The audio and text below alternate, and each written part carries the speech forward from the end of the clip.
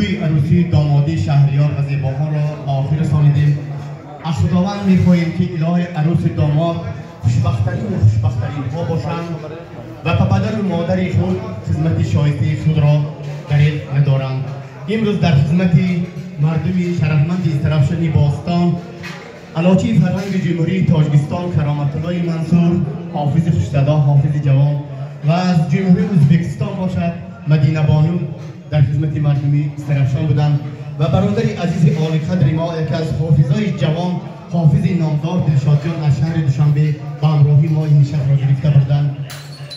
حافظا از نام تمام اهل نشست به شما رحمت می‌گوییم. کل سند دائم و زنده باشید.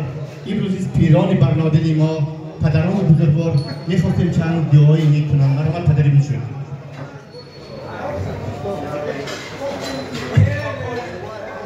مهمانان عزیز هماتون من خوشامدتون رحمت برای من ارتشا خدمت‌های نرس کردم رحمت و جانتون برکتی از هماتون با تا شنبه آینده شنبه همه ما با بنامزی بینیم هماتون رحمت شامدیم سلامت باشید